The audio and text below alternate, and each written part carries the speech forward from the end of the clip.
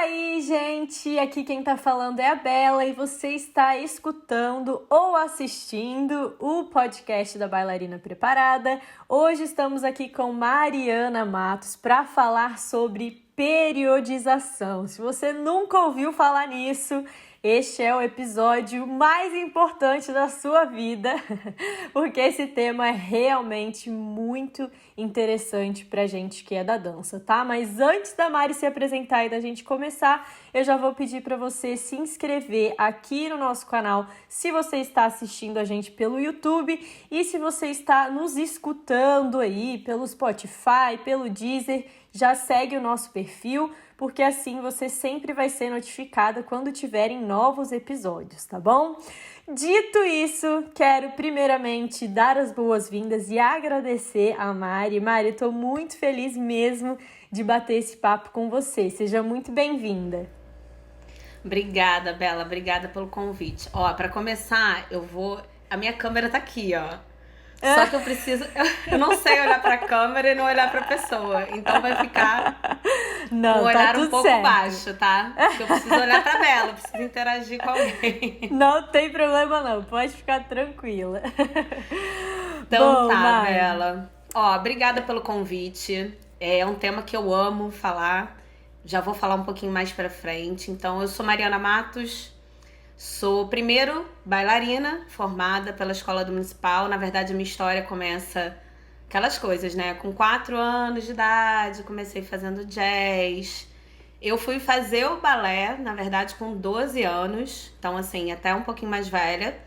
Mas o meu jazz era aquele jazz clássico, né? Lírico. Então, eu tinha uma barra, né? Eu fazia plié, fazia tandi, fazia rondejam. E quando eu fui pro balé, eu já tinha essa base trabalhada no jazz, né? Foi uma professora que virou pra mim e falou: mas você quer ser bailarina de jazz? Você tem que fazer balé de qualquer jeito, porque antigamente tinha essa coisa do balé ser a base de tudo, né? Então eu fui pro balé. E aí quando eu fui pro balé, eu já nunca mais saí do balé. E aí me formei realmente como bailarina clássica. E eu fazia aula na Escola de Dança Spinelli, que era perto da minha casa lá no Rio. Passei não sei quantos anos da minha vida lá. Já era bailarina profissional, já trabalhava com companhia, já tinha DRT. Fui embora para os Estados Unidos dançar num circo. Dancei no circo um ano. Não sabia. Uma experiência, assim, incrível, assim. Coreógrafo da Broadway, então era uma linha show. Era, assim, muito bacana. O circo, ele é famoso, é o Ringling Bros. Ele fechou, na verdade, né? Era o circo mais antigo dos Estados Unidos. A gente se apresentava em um monte de arena. Foi, assim, uma experiência muito legal. Morava num trem. Nossa. E aí, depois eu voltei. Mas aí lá, sabe como é que a gente é? Não, quero dançar balé, quero dançar balé. Voltei pro Brasil. Sim. E fiquei, não, quero dançar balé, quero dançar balé. E aí alguém me falou assim: por que você não faz aula? Porque balé é caro, né, gente? E aí não aguentava mais pagar aula de balé e alguém me falou assim: faz aula para a escola de dança, né, do municipal. E eu falei: mas eu não tenho mais idade. Não, você pode fazer até 20 anos, se eu não me engano. Depois eu vou até conferir, para mulheres, né? Eu tinha 18, né? E aí eu fiz 18 prova. Não tinha mais idade, que isso? Aquelas coisas de dança, né? Porque eu já sou velha, porque não sei o quê. Esses mitos que a gente tá quebrando agora, né? Aí eu fiz a prova e aí passou eu e uma colega, só que fomos pro primeiro técnico, né? Porque lá você tem que fazer pelo menos os 3 últimos anos, são 9 anos de formação, então você tem que fazer os 3 últimos anos técnicos. Eu já tinha feito a minha formação na outra escola, então olha que loucura. Eu fui pro circo, já era profissional, voltei, entrei na escola de dança. Ai, gente. Aí no que eu entrei na escola de dança, eu já fui pro municipal fazer estágio, já desde o primeiro ano, assim, já me chamaram, porque eu já tinha uma experiência muito grande como profissional mesmo, né? Então, já logo caí lá pra fazer as coisas também. Então era engraçado, porque eu tava em formação, mas eu já tinha o DRT. Mas foi muito importante esses 3 anos dentro da escola, porque lapidaram a minha técnica, assim, né? Porque a escola de dança, ela tem um foco em formação para o corpo de baile. Sim. Né? Então ela tem esse foco na limpeza da técnica clássica, apesar da gente ter aula de dança espanhola, aula de contemporâneo, aula de, enfim, e as outras teóricas de história da dança, história da arte, música, a gente tem um foco na formação para o corpo de baile. Então, a técnica clássica é o foco ali, né? Então, eu saí dali, já fiquei no municipal com contrato. Aí, dancei no municipal, dancei na São Paulo Companhia de Dança. Enquanto eu tava ainda na escola de dança, eu dancei no De Ânima Balé Contemporâneo. Então, nossa, gente, já era tudo demais. Assim. Já era tudo meio embolado, assim. E depois, quando eu parei de dançar, eu tinha uns 24, 25 anos, quando eu dei aquele... Quem vive da dança há muito tempo tem hora que te dá um desgaste. Um desespero. Um desgaste, exatamente. Acho que quem vive de qualquer esporte ou de dança, né, a vida inteira, chega uma hora que você precisa dar um break e olhar de fora um pouquinho, né, assim. Ou pelo menos pra mim aconteceu assim. Então, quando eu parei, eu já fazia educação física, mas era meu plano B, né? Era aquela coisa, eu vou fazendo aqui quando dá. Fui pra São Paulo, tranquei a faculdade, vai indo, voltando. E aí começou, eu dava aula já de dança, mas começou a virar o meu plano A, assim, né? Saí da faculdade já contratada, e aí comecei a trabalhar mais com educação física, mais como personal. Abriram muitas portas pra mim, né? Depois, eu acho que pela formação de dança, a gente já tem um passo à frente ali, né? Quando a gente vai trabalhar com o corpo. Verdade. Então, a gente já larga um pouco na frente. Então, eu nunca posso reclamar da educação física. Eu falo pra todo mundo, todos os bailarinos, eu falo, faça educação física. Ainda mais porque Ainda mais porque eu vejo, Bela, que as pessoas confundem um pouco as coisas, né? Assim, a gente se aproxima muitas vezes da fisioterapia, porque a gente seleciona, aí vai fazer fisioterapia, mas quer trabalhar com a preparação física. Né? Pois é. E aí rola uma confusão, assim, não rola um conflito. Não entrando nesse atrito, mas assim, até porque eu gosto muito da fisioterapia, né? Meu marido é fisioterapeuta, a gente troca muito figurinha. Eu até acho que tinha que ser uma coisa só. Agora eu vou dar um tiro no meu pé agora. Ai, mas eu acho que assim, no Brasil, quer trabalhar com preparação física, tem que fazer educação física, né? Concordo então, 100%. Eu acho que eu sempre falo, faça educação física, não tenho do que reclamar da educação física. E aí, nessa história de educação física, eu tentei dar uma fugida, fiz pós-graduação lato sensu de reabilitação cardíaca. Sempre me interessei pelo tema de reabilitação cardíaca. Depois que eu fui procurar o mestrado, tentei até meu primeiro projeto, o projeto que eu levei não era com dança. Eu tentei continuar porque eu estava estudando cardio-oncologia, na verdade, que é a parte cardíaca no paciente oncológico e o exercício físico para isso. Mas o projeto ficou assim muito extenso, ia ser muito difícil de concluir nos 2 anos e tal, e acabei voltando para estudar medicina da dança. Aí eu fiz o mestrado em Ciências do Exercício e do Esporte, na UERJ. E dentro da área de medicina da dança, eu estudei a variabilidade da frequência cardíaca em bailarinos clássicos, né?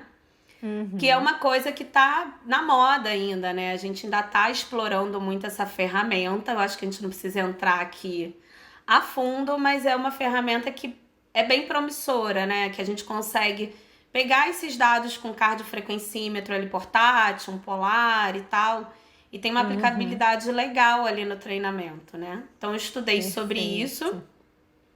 E agora, no doutorado, eu sigo lá na UERJ, no programa, ainda nesse mesmo programa, estudando ainda a aptidão física de bailarinos clássicos, né? E aí dentro do todo tem um monte de questões aí que eu estudo, entre elas a cardiorrespiratória, força. E criei o Power Ballet Original. Isso já há mais de 10 anos lá atrás, né? Que une aí os fundamentos do balé, da ginástica, do funcional, com o intuito de unir tudo que eu via na teoria, né? Assim, né? Que a gente estuda na teoria para tentar chegar na prática, né? Porque também não tem nada a ver a gente só fazer ciência e não levar pra prática, né? Sim, exato. Exatamente. Fazer ciência só pra gente. Então, tudo que eu vi que era um gap que as aulas de dança tinham, né? Que a gente já sabe que só fazer aula de dança não vai nos preparar para o que a gente precisa de demanda lá na frente. Eu tentei colocar na metodologia do Power Ballet. O intuito da aula é suprir alguns gaps, então, que a gente tem aí na hora de fazer só aula de dança, né? E esse tema que você me convidou para falar, periodização, é um tema que eu amo. Eu Ai, escrevi amo. agora um capítulo sobre isso para o livro da Bárbara, né? Que vai sair. Ai, sim. Tô O livro da. ansiosíssima por esse livro, É, gente. Não olha, vejo a gente, quando hora. sair, comprem. Vai ficar muito legal. E Vai aí ela me mesmo. convidou, a gente tinha feito um workshop sobre periodização, ela me convidou para escrever um capítulo sobre periodização na dança. Então é um tema que eu acho que assim, nossa, tem muito pano para manga ainda pra gente ver Tem dentro demais. desse tema, né? E é muito É rico novo, pra né? gente. É novo. Novo e Apesar super de não rico. ser novo, pra dança É, é novo. pra dança é novo, né? Mas pros esportes já tá ali há um bom É, tempinho. há muito Bom, Mari, tempo. pra quem então tá se familiarizando ainda, conta pra gente o que que é exatamente periodização. O que que significa isso? Então, periodização, na verdade, é um conceito que a gente está aí trazendo novamente da medicina do esporte, né, das ciências do esporte, para dentro da dança. Ela é um conceito de planejamento. É você planejar a sua preparação para algum objetivo, né? Então, se eu tenho um objetivo de passar numa audição de uma companhia que eu quero, eu vou me planejar para chegar no dia da audição e eu estar ali no meu topo da minha performance, no auge da minha performance, né? Só que para isso tudo acontecer, eu preciso planejar a minha preparação. E é aí que a gente chama de periodização. Então, toda essa partezinha que vem antes do seu objetivo e até o objetivo e a transição, a gente chama de periodização. É um planejamento das etapas, né? Até a gente Uhum, atingir aquele objetivo. E o que é sim. bacana na periodização? Ela ajuda não só a gente a atingir o auge da performance quando a gente precisa, mas também ela evita o que? O overtraining, o overuse, tudo isso que a gente tem na dança, né? Tudo isso que a gente Uhum, tem na dança. Então é uma forma que a gente acha de manejar algumas variáveis ali do treino, né? Ou de forma ondulatória, ou de forma escalonada, para que a gente chegue ali no auge da performance num determinado dia, né? Numa determinada apresentação. E isso é muito importante, Bela, porque a gente na dança, a gente tem uma única chance. sim. A gente tem uma Só única tem uma chance. vez. A gente só Uhum. tem uma vez. Você vai apresentar uma coreografia num concurso, você vai dançar só uma vez. E É. se Não você é um não tá campeonato seguro, que tem vários não é jogos. exato. Você não vai contando, né, ali pontos e vai passando. Não, você tem uma vez para apresentar o que você sabe. E se naquele dia você falhar, já era. Então, assim, contar com a sorte da forma que a gente conta na dança É não é um bizarro. caminho bacana. É bizarro, né? Então, assim, então, olha, eu posso ir lá no dia da minha apresentação e girar 4 piruetas.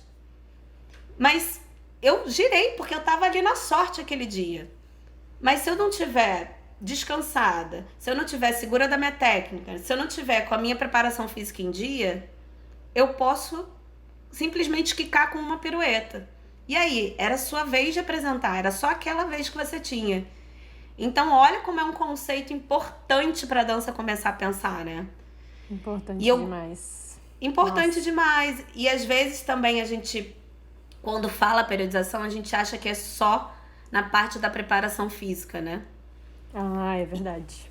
E não é, né? A periodização, na verdade, ela é um todo. Ela é tudo que, se a gente pega no esporte, ela é tudo que aquele atleta faz. Não é só a parte física. Não é só a parte física, tem a parte técnica também envolvida, ela tem a parte psicológica, tem. Psicológica. Exatamente, tem o apoio nutricional, tem o descanso, o repouso, então, assim, tudo tem que estar envolvido, né? A gente não pode mais fazer a dança da forma que a gente fazia há 100 anos atrás. Tipo, vamos contar com a sorte, vamos ver, sempre foi assim, É, vamos fazendo. A não dá gente já tem ciência mais. para isso, né? A gente já tem estudo Exato. para isso, a gente já pode aplicar. Eu acho que de forma mais consciente, né? Buscando Uhum. formar bailarinos mais saudáveis, com uma vida mais longa, sem essa história de que balé assim mesmo lesiona, você vai parar de dançar cedo, né? Sim, gente, já não dá mais pra gente falar nisso, né? Chega, já acabou essa história há muito tempo. Felizmente, estamos construindo, né, cada vez mais ciência para passar isso adiante, sair desse tradicionalismo que sempre veio. E achei muito interessante, Mari, você falar isso sobre a periodização, sobre não ser só relacionado ao físico, porque é justamente o que a gente precisa muito, ao meu ver, que é desse trabalho multidisciplinar, né? Do professor de dança que dá aula de técnica, conversar com o preparador físico que cuida do físico, conversar com o fisioterapeuta que faz uma reabilitação, com a nutricionista, com a psicóloga. Então, são muitos profissionais envolvidos em prol tanto da performance quanto da saúde mesmo, né? Dos alunos. E eu acho a periodização essencial para conseguir isso, né? Porque a gente vê muita, até hoje, assim, todo mundo acho que já passou por isso, né? De estar perto ali de uma apresentação e estar morrendo de dor em algum lugar e não consegue descansar, e aí tem medo de faltar o ensaio e perder o lugar. Então, assim, isso vem tudo de uma bagunça que fica, porque a gente não sabe ainda, né? Eu digo assim, o mundo da dança ainda tem muita dificuldade de organizar esse planejamento. E aí chega lá perto da performance e quer correr atrás do tempo perdido, né? Não fizemos do jeito que, vamos, né? Então, realmente acho isso extremamente importante. Eu lembrei de uma coisa que assim, primeiro uma coisa pessoal, né? Assim, que eu tinha 2 lesões quando eu dançava que vez ou outra me paralisavam, que eu tinha... Antigamente a gente chamava de condromalácia, né? Que é a dor anterior no joelho, que é o desgaste ali da cartilagem da patela, né? Ali. Então, essa dor anterior que eu tinha bilateral nos 2 joelhos, chegava final de ano, Bela, eu não conseguia me levantar. Se eu ficasse sentada 10 minutos sem mexer o meu joelho, eu me levantava igual uma velhinha, assim, da cadeira. Ai, gente, credo. Né? E, mas então você vai, corre atrás, faz alguma coisa. E eu sempre fui aquela bailarina que fazia coisas extras, né? Eu ia procurar o pilates, uma aula de chão, não sei o que. Mas eu vou te falar sinceramente, nada disso me ajudou, porque era mais uma sobrecarga. Porque não tinha essa articulação que você falou, sabe? Eu procurava por mim. Então, assim, depois de eu dançar, de eu trabalhar 8 horas na companhia, eu ia fazer um extra. E aí chegava lá no Pilates, aonde fosse, e a pessoa não tinha noção do que eu fiz. Exatamente, não tinha noção do que eu fiz no dia. E vinha. Então, assim, ou pegava leve demais.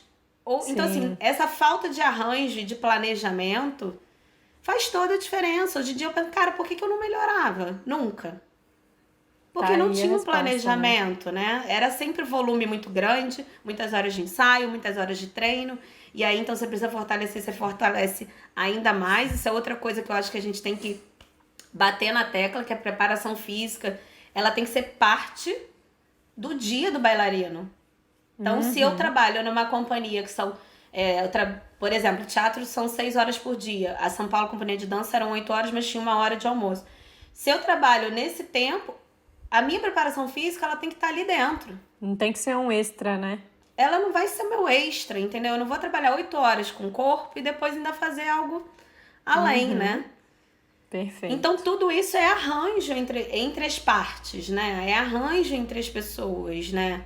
Não adianta eu botar numa escola de dança ou numa companhia um fisioterapeuta, um preparador físico e deixar ele lá sozinho, isolado. Ou não articular, né? Ou, sei lá, ou deixar aquilo como... você faz se você quiser. Eu trabalhei em companhia assim, olha, tem um Pilates aqui, você faz se você quiser. Aí vai quem quer, na hora extra, o professor tá lá, pelo amor de Deus, gente, vem. Então, assim, não dá, eu acho que mais pra gente dançar assim, né? E eu queria até te fazer uma pergunta, Bela, que eu sei que você veio da ginástica, né? Como é que tá? Tem periodização, tem planejamento? Cara, assim, não tem, nunca teve, onde eu treinava, assim, nunca teve um planejamento, uma periodização 100%, sabe? Mas a minha técnica, ela sempre fez uma periodização como que eu vou explicar? Ela sabia não desgastar a gente lá nos últimos segundos, nos 45 do segundo tempo.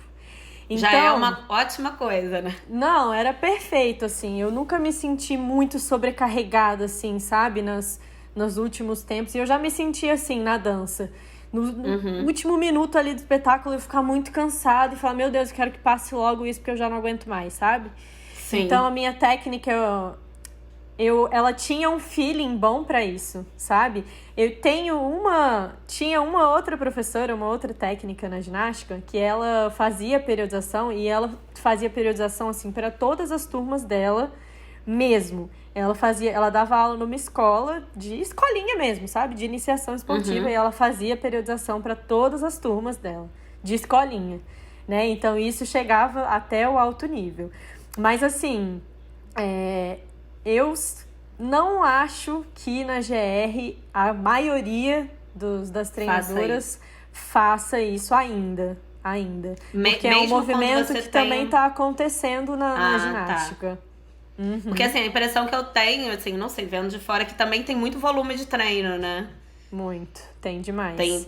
Tem muito volume de treino. Acontece muita lesão de overuse também, acontece muito das bailarinas, né? Das ginastas ficarem sobrecarregadas, mas é uma onda que chegou antes da dança, sabe? Tá chegando antes da dança, essa parte científica. Tem duas professoras, né, que tem o RG Science. Elas estão trazendo isso e os treinadores estão gostando. Então, acho que desde que eu parei de treinar até hoje, acho que já tem muita coisa nova acontecendo nesse sentido na ginástica. Que é perfeito, legal. Né? Maravilhoso, perfeito, bom né? demais. Que bom, que tá todo mundo andando. Agora a gente tem que botar em prática na dança. Exatamente. E a minha próxima pergunta para você é justamente isso, pegando esse gancho aí que a gente falou da ginástica.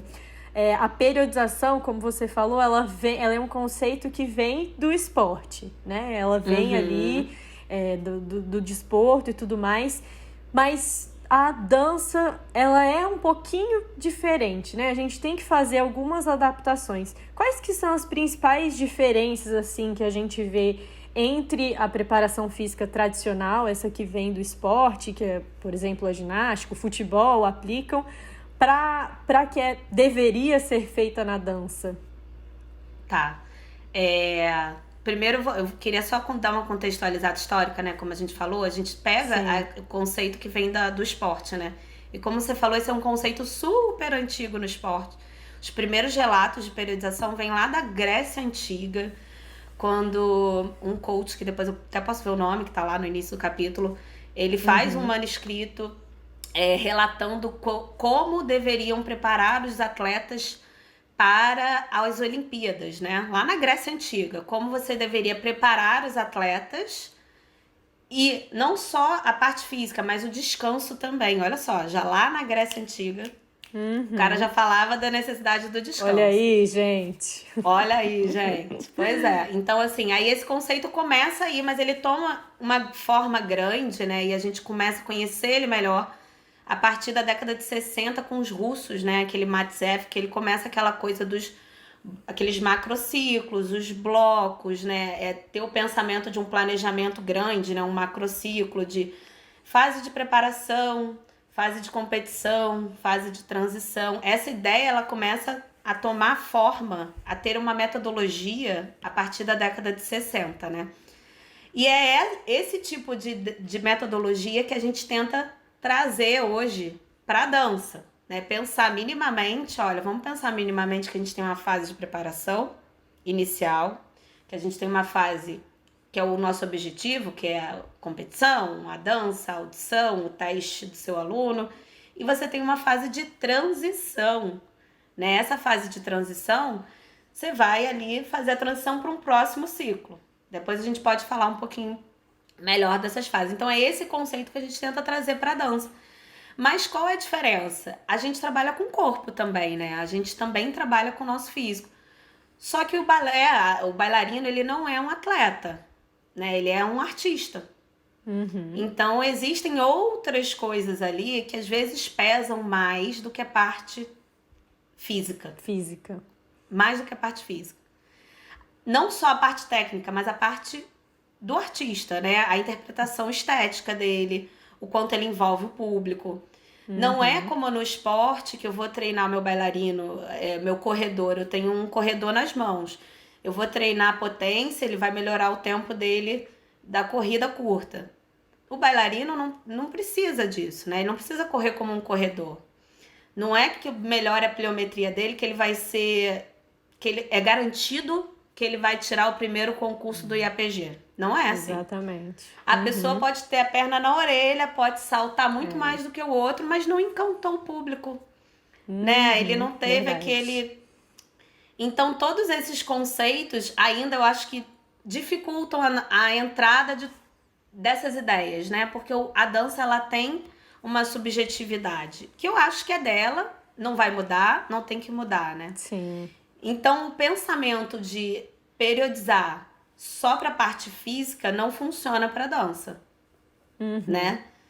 Então, eu preciso pensar no todo do meu bailarino, em tudo que ele faz no dia dele, no ensaio, na aula, quando que ele vai estudar aquele personagem, como é que ele vai estudar aquele personagem, ele vai estudar por vídeo, ele vai sentar com alguém, quando que ele vai estudar o mise-en-scène, ele tem um apoio psicológico. Eu fiz o meu teste de variabilidade da frequência cardíaca, que na verdade é uma resposta do sistema autônomo, né?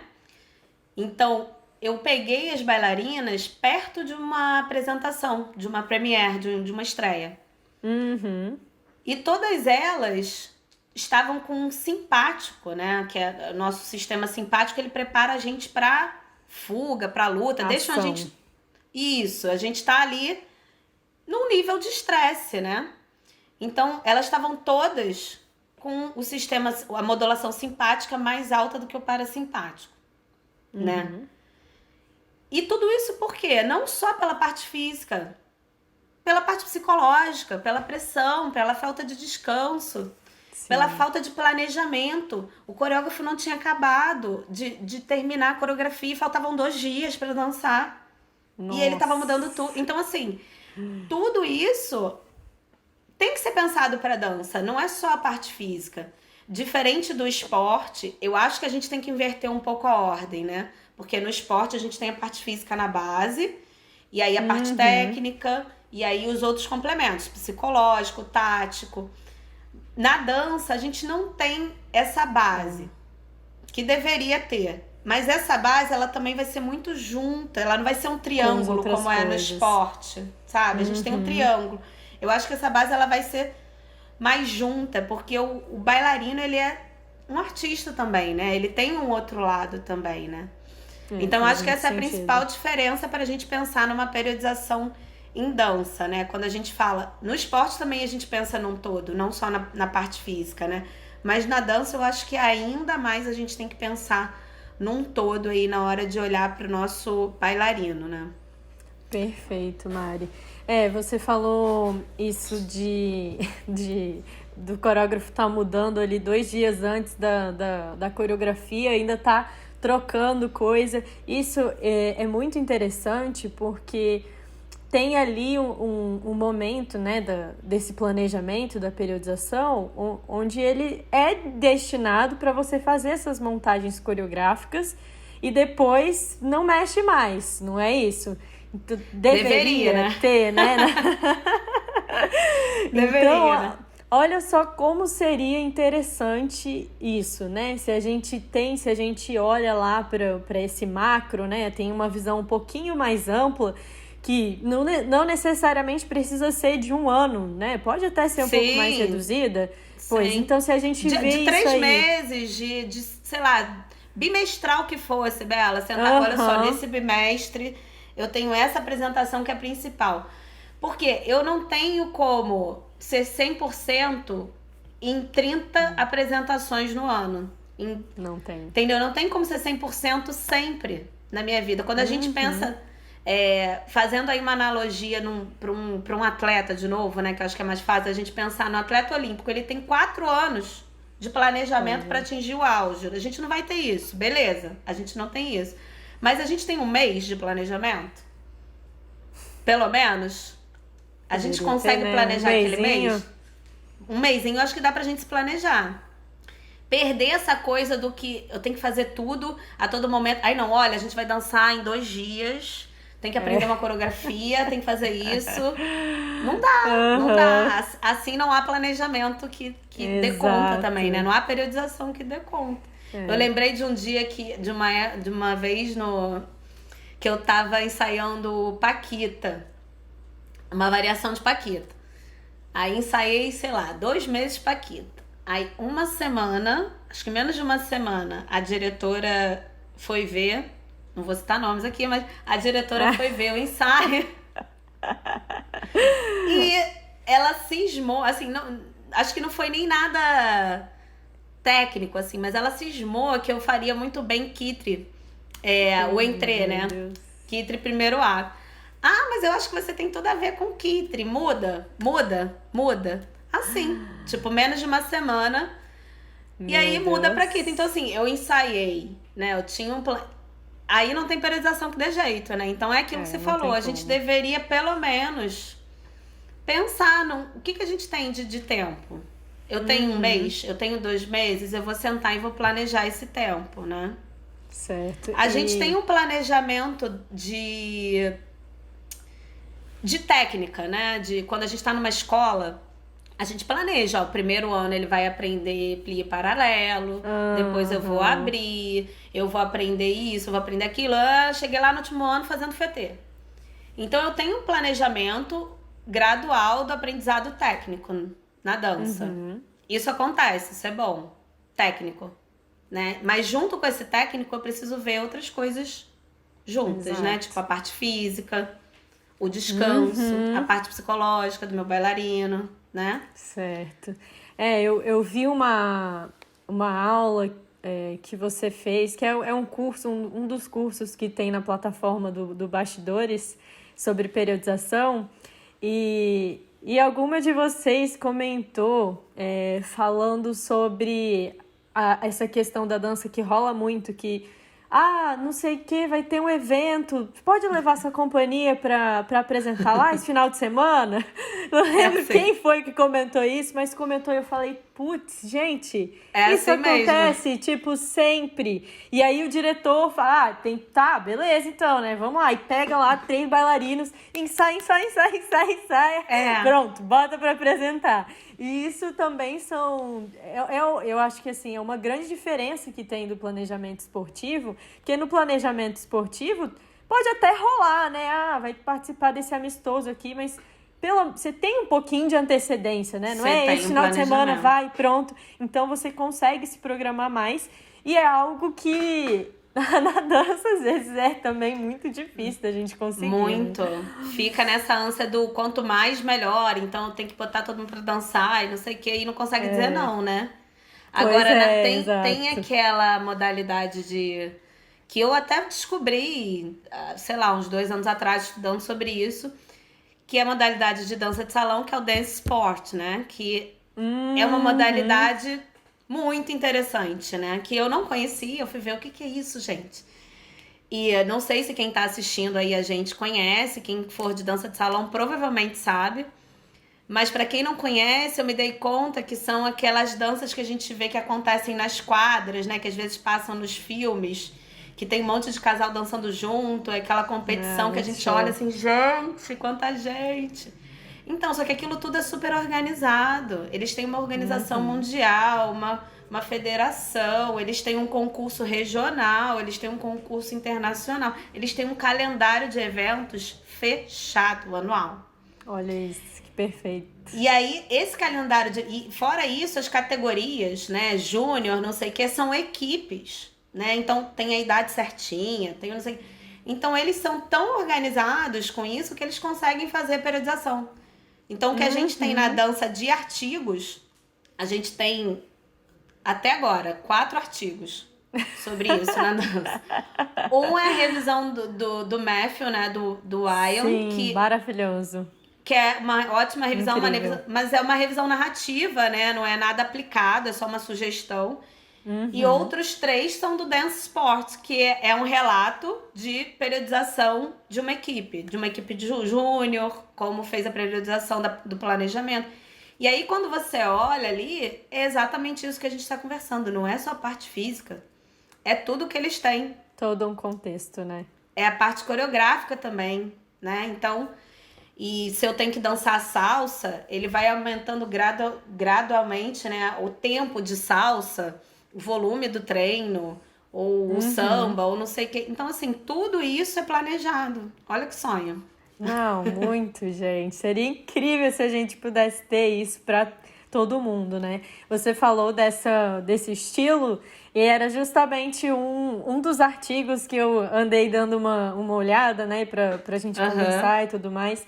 E eu realmente achei muito interessante isso, né? Porque eles têm essa sistematização que tá longe ainda da gente ter na dança, mas que já é uma luzinha, assim, pra gente olhar e falar, poxa, tem como Dá fazer pra isso? fazer. Dá pra fazer. E eu acho... Vou acrescentar aqui também uma experiência, assim, uma experiência não é minha própria, né, mas que eu vi. Eu participei quando eu era ginasta, de um campeonato internacional de clubes, né?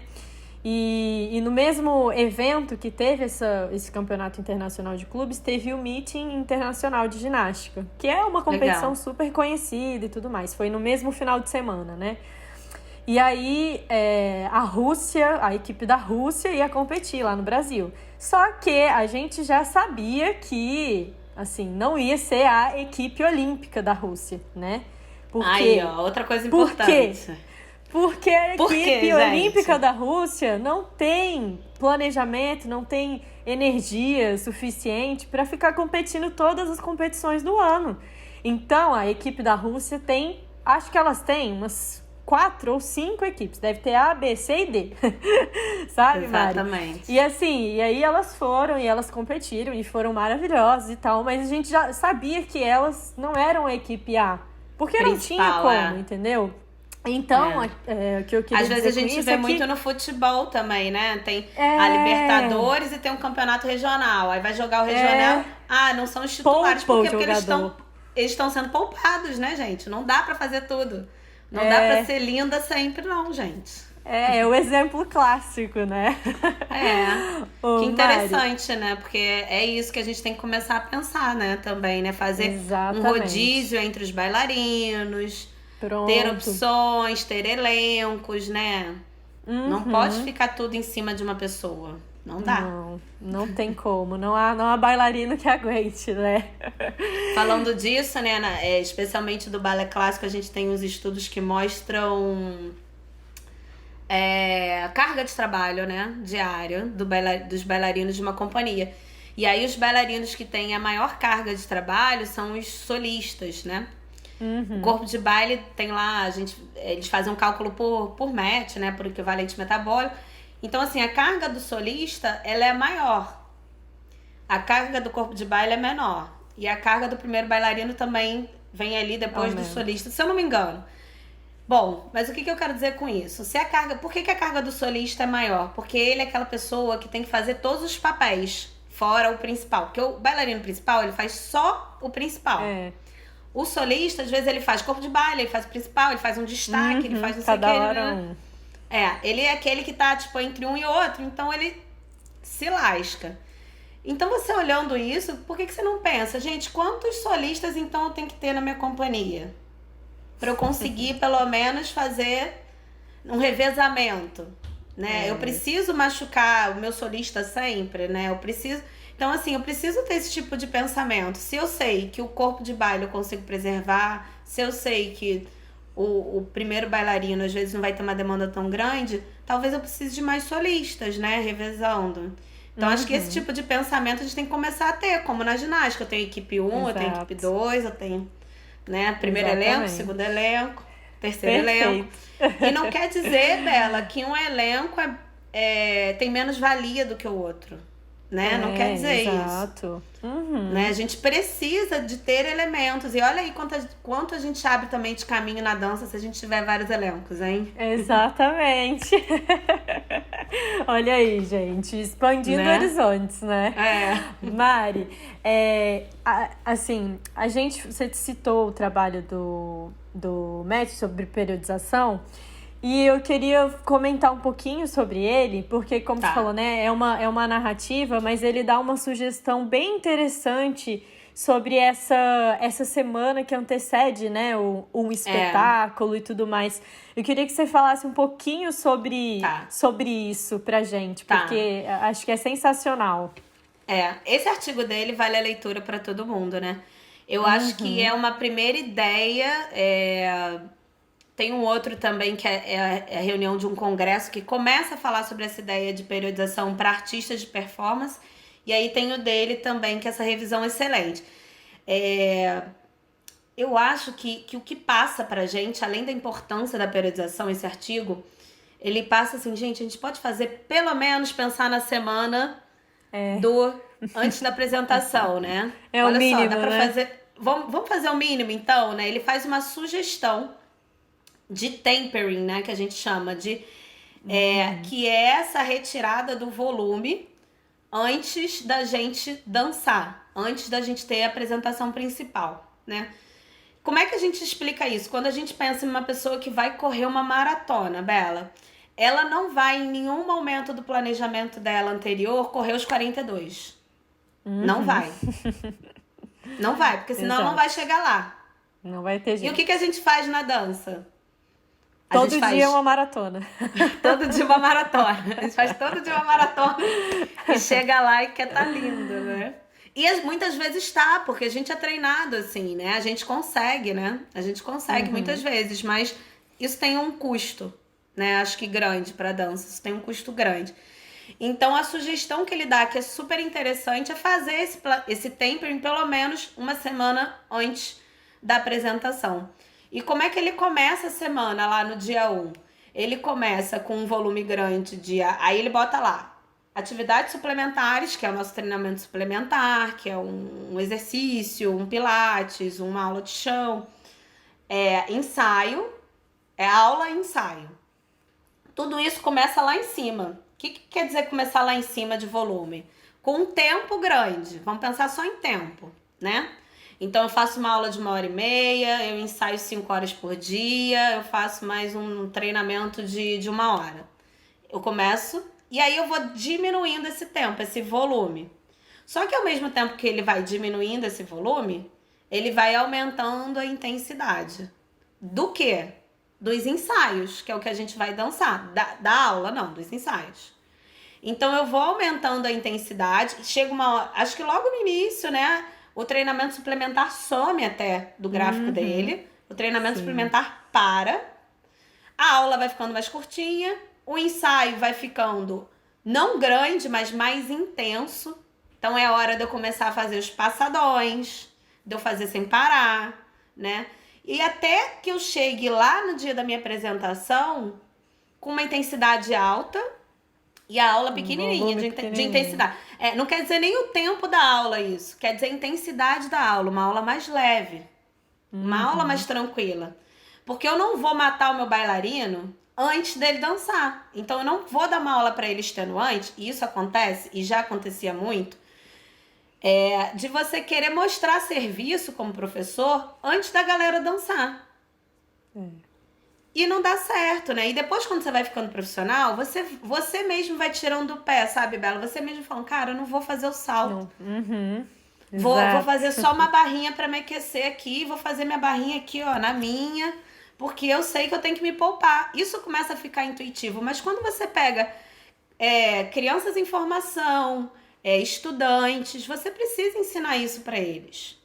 Porque o que você der pra esse estudante, ele vai fazer. Ele vai querer mostrar serviço, né? E isso depois vai ter um custo lá embaixo, né? Então, essa sugestão de vamos pensar pelo menos pelo amor de Deus, pelo amor de Deus, vamos pensar. Só uma semaninha aqui.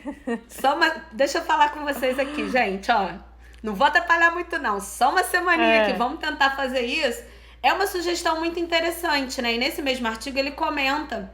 Ele não mostra graficamente, mas ele comenta já da questão do estudante, né? Que fala assim, não, então, já que no estudante é mais complicado, porque ele tá muitas vezes ali aprendendo um monte de matérias, né? Um monte de modalidades de dança, por que a gente não pensa em blocos, né? Olha, o primeiro semestre o mais importante vai ser o balé.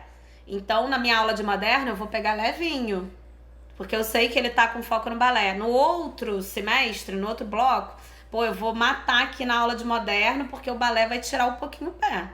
E aí o professor de balé tem que se segurar. Então, assim, a conversa isso é interessante. A conversa aí. Isso é interessante. Ai, mas eu vou fazer uma aula sem deixar meu aluno... Vai, meu amor, vai. Às vezes o aluno vai ter salto. Às vezes o aluno vai ter salto. É isso, sabe? Então, esse tipo de ideia começa a ficar muito bacana a partir desse artigo, né? A gente ainda não tem, Bela, nada no balé clássico publicado sobre um planejamento que tenha acontecido. Eu sei que ele fez agora numas escolas, até em Portugal, inclusive. Olha que legal! Ele mostrou uns dados numa palestra que eu assisti, tá até lá no negócio no Instagram da Flora. Mas ele não publicou, pelo que eu não vi publicado ainda, né? Então, assim, a gente ainda precisa aplicar na prática, né? Esses conceitos, né? Mas já temos ter muito material ali para aplicar, né, Mari? E já temos na prática o Dance Sport, né? A gente já tem na prática os estudos com Dance Sport. Então, acho que a gente já pode começar a transferir isso para as outras danças, né? Exatamente.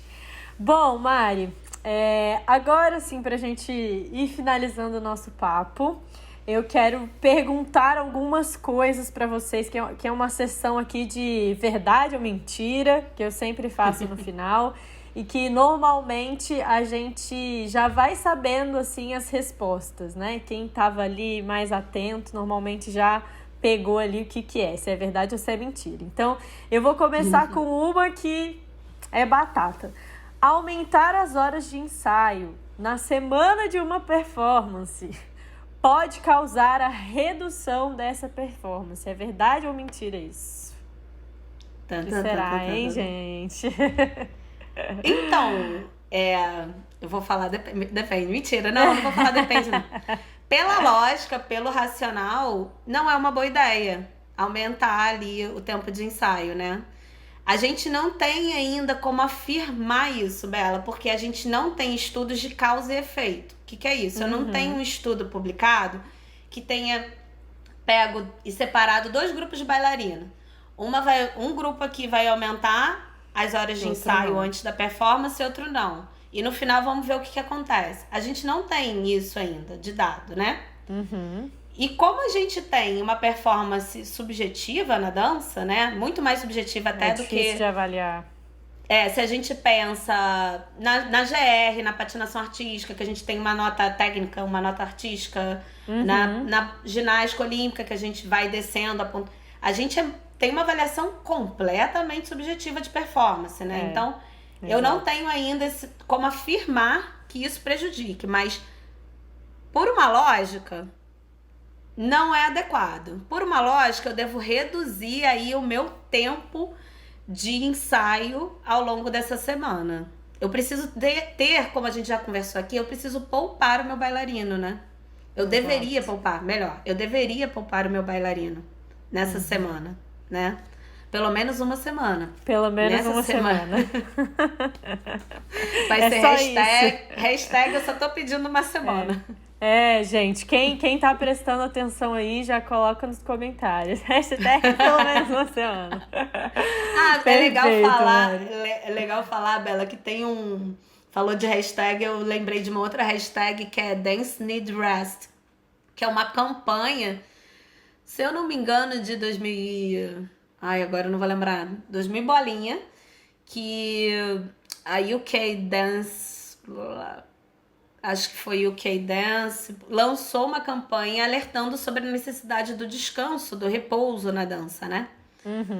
Então, isso tudo tá dentro da periodização, tá dentro do planejamento. Quando a gente fala, eu tenho uma fase de preparação inicial, que eu vou pegar meu bailarino vindo de férias, ou um bailarino que tá começando, ou o início do ano, o início de uma temporada, ou o início de uma própria preparação. Bom, dancei aqui no IAPG, era o que eu queria. Agora eu tenho uma fase de transição.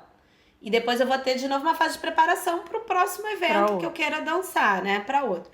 Nessa fase de preparação, geralmente eu tenho foco na aquisição das minhas habilidades físicas, das minhas capacidades físicas. Por quê? Porque depois eu vou ficando cada vez mais com foco na minha técnica.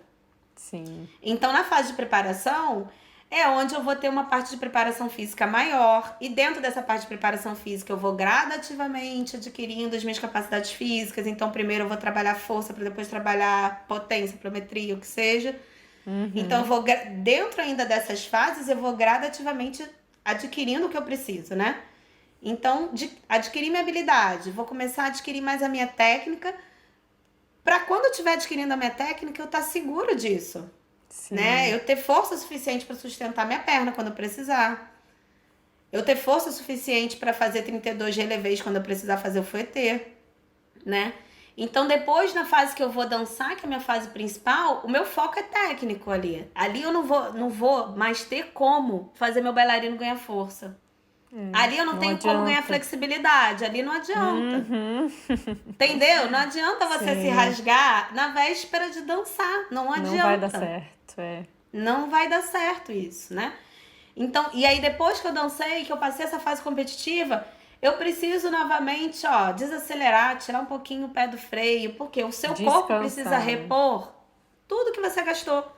Eu preciso repor as energias, eu preciso repor meu corpo, não só fisicamente, mas mentalmente eu preciso de repouso. Para eu depois voltar, preparatório, competitivo, transição. Tudo de novo. Tudo de novo, né? E vai ser tão lindo quando isso acontecer, né? Nossa, vai ser demais. E você falou aí das férias, né? De pegar o bailarino voltando das férias. Essa é a minha próxima afirmação para você. Eu já ouvi isso algumas vezes, né? Que 2 semanas de férias é o máximo que o bailarino pode ter para ele não perder desempenho. Verdade ou mentira isso? Mentira! Mentira! Primeiro é curioso de onde surgem os números, né? Porque as pessoas gostam muito de números. É verdade. Gostam muito de números, assim. Então também vou dar um número, já que o pessoal gosta de número. De 3 a 5 semanas tranquilo, sem fazer nada. Pode ficar tranquilo aí. 5 semanas tranquilo, sem fazer nada, que você não vai perder suas capacidades físicas, assim. Nem a sua habilidade técnica. Não vai sumir. Não vai sumir. Eu acho que é mito, mais uma vez, vem da ideia de que a gente tem que fazer muito, de que a gente tem que ensaiar muito, de que a gente tem que fazer muita aula, de que... Mais uma vez é mito, né? Quando a gente entender o quanto é benéfico esse descanso, essa recuperação. E quando eu falo de descanso, Bela, a gente não tá falando do bailarino ficar dormindo, né? Ele pode fazer uma atividade mais leve, ele pode fazer uma caminhada. Eu amei que você falou isso. Ele pode fazer um outro tipo de exercício, ele pode experimentar alguma outra coisa leve, né? Assim, então não é ficar parado, não é ficar dormindo, né? Eu tô de férias porque meu corpo precisa recuperar. As maiores lesões que a gente tem, né? A maior incidência, né, de lesão na dança que a gente tem é por excesso de treinamento. Você imagina quantas vezes eu faço um gran batimã na minha vida de dança? Nossa, 1 milhão de vezes eu faço uma flexão máxima de quadril para levar minha perna aqui, ó.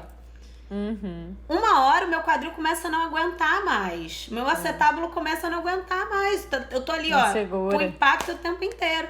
Então, assim, por que eu não vou fazer uma outra coisa? Eu não vou aprender a surfar. Falei isso porque eu gosto. Não vou nadar, não vou fazer uma natação, sabe? Vou fazer uma coisa diferente, mais leve, né? Que eu não fique paradona, que eu não fique dormindo. Se você tiver que tirar uns dias descansando e dormindo, beleza. Mas que eu não fique parada, mas que eu deixe meu corpo se recuperar, né? Que eu tenha essa recuperação física e mental. Isso é muito importante para eu manter o meu nível, para eu manter o meu desempenho, porque ninguém nesse mundo se mantém no topo do desempenho para sempre. Não há como. A gente tem até, né, Bela, que falar do ciclo, né, de supercompensação, né, que a gente tem de ganho de performance, né? Que a gente ganha performance justamente por conta desse ciclo. Esse descanso, né? Não existe um topo de performance eterno. A gente desce, recupera, volta. Porque quando eu dou um estímulo, imagina você tá construindo um castelinho de areia.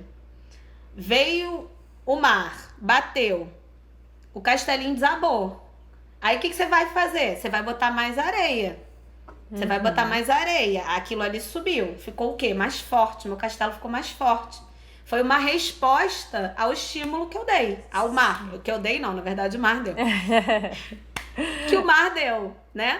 E ele ficou mais forte. E aí o mar veio de novo. Bateu. Subi de novo meu castelinho. Bateu, subi. Agora, se o mar vier, imagina que o mar vem num dia de ressaca. Não tá. Não tem jeito de eu reconstruir meu castelinho. Não tem jeito. Então, quando eu penso... É a mesma coisa quando eu penso pro meu corpo físico, né? Eu comecei a trabalhar hoje... primeira vez que eu venho fazer um agachamento na minha vida. Porque falaram que eu tenho que fortalecer meu quadríceps. Eu agachei 3 de 10 aqui. Nossa, tô toda dolorida. Bom, você fez ali suas microlesões, você vai ganhando mais massa magra, você vai ganhando mais força. Ganhei mais força, fiquei mais forte. 3 de 10 agora ficaram fáceis pra mim, fáceis. Então o que você pode fazer? Posso aumentar a carga? Posso variar o tempo de tensão? Posso variar isso? Então, quem é o preparador físico vai manipular essas variáveis. Pra quê? Pra eu ter uma resposta.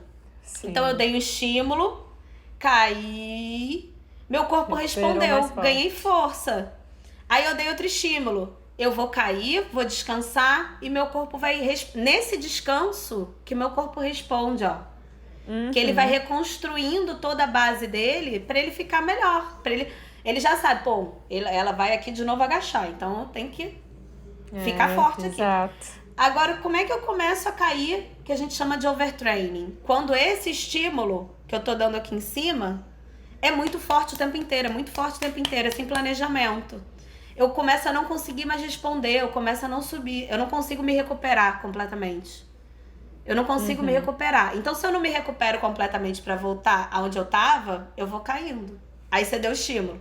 Aí eu vou cair mais um pouquinho. Não dá tempo de chegar lá de novo, né? Não dá tempo de chegar de novo. Aí você só vai descendo. Aí você começa a entrar em overreaching, overtraining. Sim. E é isso que é importante. Por isso que a gente pensa num planejamento, numa periodização, né? Agora eu já até esqueci que eu tava falando isso. A gente tava falando das semanas ali de férias. E eu gostei muito que você falou dessa questão da recuperação, que não precisa do descanso, né? Não precisa ser parado, não sei o que e tudo mais. Porque a gente teve um episódio que ainda não saiu. Enquanto a gente tá gravando, ele ainda não saiu. Mas quando vocês estiverem escutando, ele já vai estar aí no ar. Que é falando justamente sobre o descanso, o recovery, né? Que é super importante. Super. E bom... Última afirmação aí é que quanto mais aulas de dança, melhor pra técnica. Mito ou verdade? Essa é... Mito! Essa dá vontade de chorar, né? Se a gente ainda escuta isso, né? O pior é que recentemente eu escutei isso. De uma pessoa até que eu admiro muito, assim, de... Não, tem que fazer. Não tem que fazer. A gente tem outros recursos, né? Eu lembro de uma vez que eu tava dançando numa companhia e eu tinha que dar uma pirueta, que era na ponta, e a perna direita fazia um rondejame e saía do eixo. Se eu disser isso, já vão até saber qual era a companhia. Bom, aí... a gente tava em turnê. A gente tava numa turnê. Então, assim, já era... Nem sei o número de apresentações. Essa pirueta acho que começou a sair de uma forma... Não sair tão legal, assim. E aí, o coreógrafo ficou... Repete.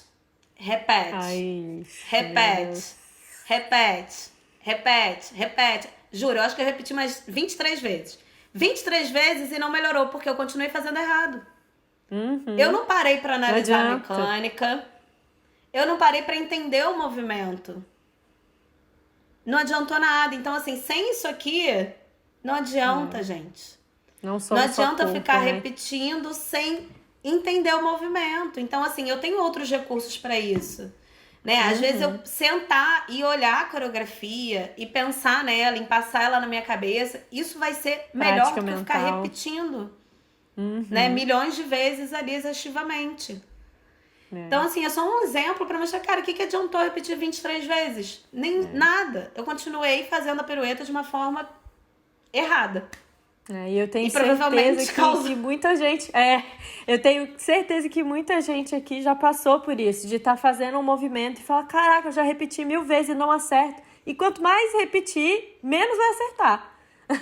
Enquanto não parar e olhar e assistir, e gravar você fazendo, e assistir um vídeo, e entender, e estudar, e ver o que... Não adianta ficar só repetindo, né? Esse negócio e a mesma coisa com quanto aulas, mais melhor... né? É. Não. Exato. Quanto mais melhor, não, gente. A Bárbara gosta daquela frase de no brain, no gain, né? Não é no pain, no gain. É no brain, no gain, né? Não é exatamente.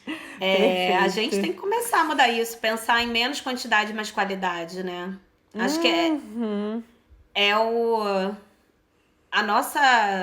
acho que é o nosso objetivo, né? Quem estuda medicina da dança, começar a mudar esses conceitos, esses paradigmas, né?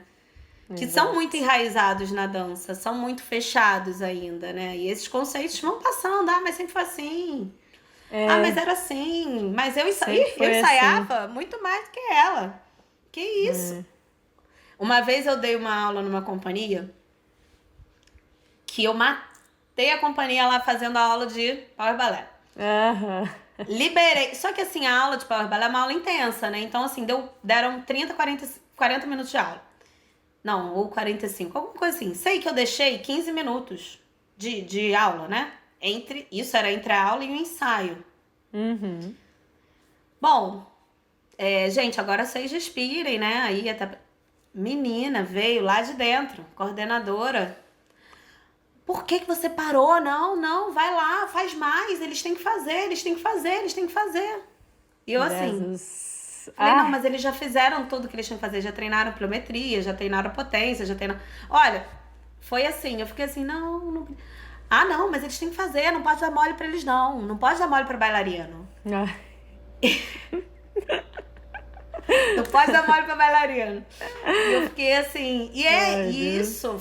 Foi recente, Bela, assim. A gente tem que mudar essa ideia, né? Esse conceito do que... não dá mais. É a quantidade que vai te trazer alguma qualidade. Não dá mais, né? Não dá. Bom, pra gente encerrar, então, Mari, quero que você deixe aqui uma mensagem final pra todo mundo. Que... Se todo mundo fosse lembrar só de uma coisa aqui sobre periodização, sobre essa organização de treinos, que essas pessoas precisam lembrar? Olha, eu tô dando spoiler aqui, que eu botei uma frase no início desse capítulo, que é uma frase do Pequeno Príncipe, eu acho. Ou não é do Pequeno Príncipe, é do autor do Pequeno Príncipe. Que é: um objetivo sem um planejamento é só um desejo. Nossa, essa é muito profunda. Essa é muito boa, né? Isso é exatamente essa frase. Um objetivo sem um planejamento é só um desejo. Então, enquanto você tem esse objetivo e você não senta para se organizar para ele, ele vai continuar sendo um desejo na sua vida. Nunca vai sair do papel. Nunca vai sair do papel. Nunca vai sair. Então, assim, quando eu penso em periodização, eu penso nessa frase. Né? Que é sentar para planejar mesmo, né? Arrasou. É pensar. Amei a frase, o papo. Mari, muito obrigada. Tô feliz demais de ter essa conversa com você. Eu, assim, que venho da ginástica, como eu falei, né? A ginástica ainda precisa de muita coisa, mas já é um ambiente onde a gente tem muito mais, né? Onde as treinadoras já fazem isso. Pode até ser um pouco pela tradição, mas a tradição já é um pouco mais, né? Elas já têm um feeling um pouco mais aguçado para isso. Do esporte, eu acho, né? A gente tem, né? Eu acho que também uma barreira na dança, né? É triste, mas a gente tem essa barreira de travar ali. Tipo assim, não, bailarino não é um atleta. E julgar como diferente tem atrapalhado muito a gente. Porque aí, ao invés de a gente pegar as coisas boas, né, que o esporte tem, como a GR pega, a gente se acha superior, entendeu? Porque a gente é artista. Então, foi assim o ego a aqui, né? Exato.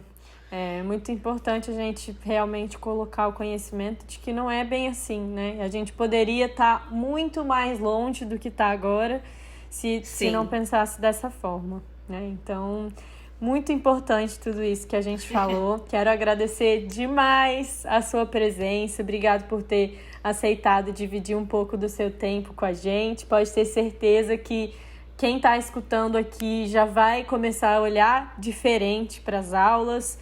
Eu tenho certeza que os professores que estão escutando também vão começar a observar mais, né, os seus alunos, o comportamento, vão pensar nessa questão de organizar.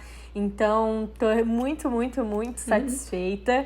Quero te agradecer mais uma vez. Quero pedir também para quem está nos escutando para acompanhar a Mari nas redes. Eu vou deixar aqui o contato dela para vocês acessarem. Se tiverem alguma dúvida, né, Mari? Pode mandar para você aí?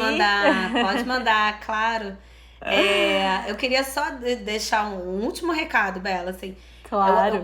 Eu espero que esse papo realmente, né, instigue todo mundo a olhar diferente para os seus alunos. Pense no planejamento, pense pelo menos, olha, o que eu posso fazer? Eu não tenho toda essa equipe em volta do meu aluno, mas tenho eu aqui, né? Como é que eu posso planejar minha aula para esse aluno? Né? Como é que eu posso pensar nele antes dele dançar? Será que eu posso botar no papel quais são os principais objetivos dele, né? Não existe uma forma fechada de periodização. Não existe um certo e errado. Não existe um certo e errado. Existe o planejamento para o objetivo. Então, assim, façam esse planejamento. Não façam todos os dias a mesma coisa. Acho que é num desses artigos até de dança que eu li que é uma frase até bem forte, que ele fala que é bem estúpido você fazer sempre a mesma coisa e esperar resultados diferentes. Né? Então não façam sempre as mesmas coisas. Parem para pensar e planejar antes, né? É isso, Bela. Eu gostei muito do nosso papo. Eu sou muito apaixonada por esse tema. Se alguém tiver dúvida, pode me procurar. O meu Instagram pessoal é muito pessoal, assim. Eu dou uma viajada entre filosófica. Nossa, ciência, família. Clarice Lispector vai dar uma viajada. Mas tem lá o do Power Ballet original também. Que aí são os conteúdos relativos ao Power, que aí entra mais a parte de preparação física para dança e a dança em geral, porque o Power Ballet não é só para bailarinos, ele também é para todos. Então a gente também tem uma parte de dança para saúde, exercício físico para saúde, e aí pode procurar a gente lá. Foi um prazer estar aqui com você, a gente admira muito o seu trabalho. Falei com as meninas, vou gravar com a Bela. E elas, ai, que legal, eu adoro ela, não sei o quê. Todo mundo curte muito o seu trabalho. Muito bom ter você com a gente, ter essa troca. Muito bom mesmo. Bom demais mesmo. Muito obrigada. Saiba que você é uma das minhas inspirações também, viu, Mari? Tá aí nos meus objetivos aí, é conseguir ter todo esse know-how que você tem. Que lindona.